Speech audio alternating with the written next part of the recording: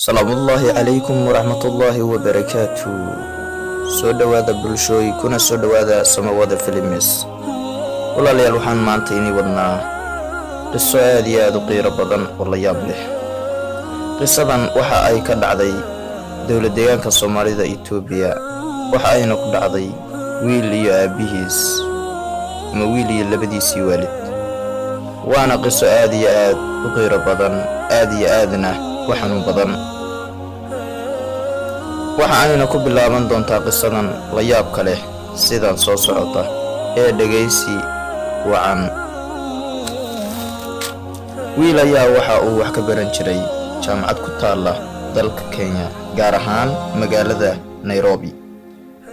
waxa uuna baran jiray culuumta loo yaqaan public administration ama maamulka iyo maareynta. waxa uuna marayay semesterkii saddexaad ee jaamacadda. xilligii fasaxa markii fasaxa la gaaray ayuu soo aaday Itoobiya oo ahayd meeshii ay waalidkiisu ku noolaayeen. muddo badan kadib waxa uu yimid magaalada Jigjiga ee caasimadda dowladdeegaanka Soomaalida Itoobiya, halkaas oo ay hooyadiis iyo aabihiis ku noolaayeen. markuu joogay muddo fasixiisuna u dhammaaday, waqti yarna uu ka haray, ayuu aabihiis ka codsaday in uu laabtoob u iibiyo. reerkuna reer dan yar ayay ahaayeen. kadib aabihiis wuxuu ku yidhi, aabe, lacag ma hayee, markaan helaan kuu gadaya. insha allah aabe, niyadaada khayr u sheeg, waa lagu iibinayaa laabtoobka aad u baahan tahay iyo hadduu alla idmo. haddana lacag la'aan baa jirta ee aabe ii dulqaado, ayuu ku jawaabay aabbihii. cunugii ama wiilkii jaamacadda la rabay inuu barto ama aado, murug ayuu galay, midow ayay u noqotay. kadib wuxuu is yidhi, bal aabe aragtaye, hooyana bal soo fiiri. hooyadiis ayuu u yimid, wuxuu ku yidhi, hooyo, waxaan codsanayaa inaad ii iibiseen laabtoob ama kombiyuutar. hooyadiis waxa ay ugu jawaabtay, hooyo, laabtoob iyo kombiyuutarkaad sheegay anu waxba ka garan mahaye, jaamacaddaadii baaba qiilqiil ku jirta lacagteedii, waan ku wareersannaay. hooyo, dhallinyartaa wax kula barata, wax la diyaarso. cajaayib, ma nin wax baranaya oo jaamacad dhiganaya ayaa nin kaleeta laabtoobkiis waqtigu doono wax ku diyaarsan kara? waa maya. wuu ismurgiyey wiilkii, wuxuuna u tegay sidoo kaleeto habaryartiis oo magaalada deganayd. habaryartiis sidii si la-eg ayaa iyadina xilli xaaladdu ay ku akiran tahay ayuu la soo kulmay oo waaba yaabayba, oo wuxuu is yidhi, oo dadku show adayba ku heshiiyeen. kadib maxaa dhacay? waxa uuna iska dhaadhiciyey haddaan loo gadin laabtoobka in la nacay. wuxuuna go'aansaday inuu isdilo. wuxuuna cabbay suntaasoo loo yaqaan sunta dhibta ah oo xoolaha lagu dhibeeyo ama la iibsado, oo biyo yar baa lagu daraa, kadibna meel goda lagu shubaa ama berkad baa lagu shubaa. berkadaha Itoobiya ka mid ah waa berkadaha yaryarka ee ceelasha dushooda lagu sameeye. kadibna waxaa lagu daraa biyo, kadib baa xoolaha la gelgeliyaa, lagu dhaqaa si ay oga dhimato cayayaanka ama dullinka waxa loo yaqaan. suntii ayuu cabbay. muddo badan kadib, wiilkii dad deriska ayaa waxay arkeen ninkan oo si ah oo rarafanaya. way ku soo ordeen. wiilkii misana sidii qof sooxay ayuu dhacay, afkana abuur buu ka sii daayey oo waa qof harjadaya. way yaabeen, waxay yidhaahdeen, war maxaa ku dhacay ninkan? waalidkiis baa la raadiyey oo la wacay. waxaa la yidhi, wiilkiinu halkaasu yaallaa. way u yimaadeen. misana dadkii qaar ka mida waxgarad ah ayaa waxay dareemeen inay sun markuu neef tuuraba afkiis ka soo boodayso.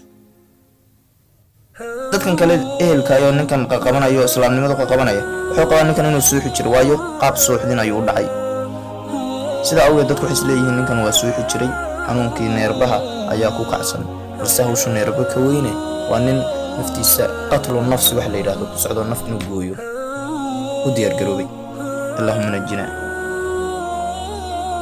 halkaas waxaa yimid hooyadiis iyo aabihiis xanuunka la yidhahdo dhiigkarka ayuu qabay, islaantuna sidoo kaleeto waa iska xanuunsanay, laakiin macaan iyo dhiigkar midna ma ayna qabin. odayga horta dhiigkarka ayaa ku dhacay koomo, isla markiiba galay. wiilku nool, odayga ayaana hortegay, wiilkiina kama harina waa raacay.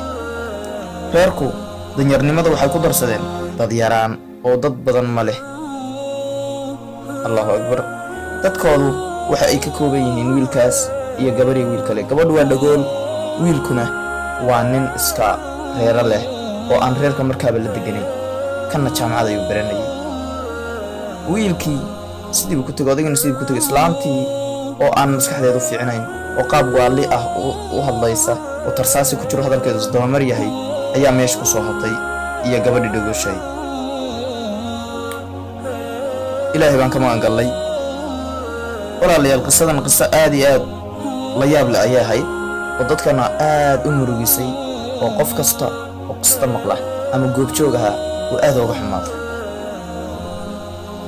islaanta hadda way nooshahay sida aan hadda xogtooda hayo, gabadhiina sidii bay oola nooshahay.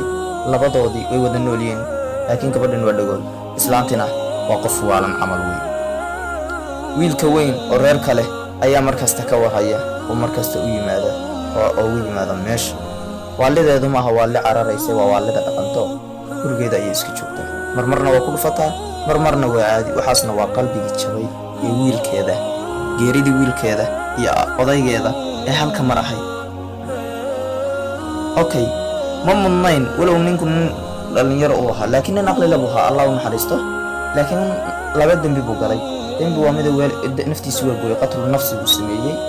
dembiga labaadna waalidkiisa uu ogyahay inay dan yar yihiin, waxbana aysan haynin, inuu dartood isku dilo waa laga fiicna. laakiin dhacdayo wax walba waa qoraal ee looxul maxfuudka ugu taallay. okay, walaalayaal, qisadii la yaabka lahayd ee ka dhacday Jigjiga, taariikhda ay dhacdayna waxay ahayd 2009 bishii 7. okay, qisadan la yaabka leh waxaa qalinka u qaatay oo waqti badan ku bixiyey abwaanka weyn ee abwaanada da'da yaryar, waa abwaan Sagaale GK. ilaahay subxaanahu wa tacaala maskaxdiisa ha u barakeeyo iyo qalbigiisaba. qisadan la yaabka leh qisa la mida intaynu ku kulmi doono, dhammaantiin waa bahda Samawada Films oo idin leh, fadlan ha ilaawina channelku waxa uu qalmo subscribe-ta, like-ta iyo weliba share-ta. waa inta keli ah oo uu channelkan horumar ku gaari karo, ama uu waxyaabo badan oo muhiim ah, qisaa'is badan idinku soo gudbin doono. channelkan wuxuu soo gudbiyaa qisooyin, murtiyo iyo sidoo kaleeto dhulkeenna bilicdiisa waadna ka daawan kartaa. fadlan subscribe saar, gambaleelkana furo si wax kasta aan soo gelino aad ula kulantid ama ay kuu soo gaaraan. badanaana waxaa channelkan uu ka waramaa dalka gudihiisa waxa ka dhaca, ama qiso ha noqoto, ama quruxda waddanka ha noqoto, ama murti ha noqoto, ama ha noqoto taariikhii hore dalkeenna hooyo. dhammaantiin waan salaamayna. assalaamu calaykum waraxmatullaahi wabarakaatu. halkani waa Samawada Films. fadlan subscribe garee channelka, share-na dheh si ay asxaabtaada u gaaraan. assalaamu calaykum waraxmatullaahi tacaala wabarakaatu. halkani waa Samawada Films.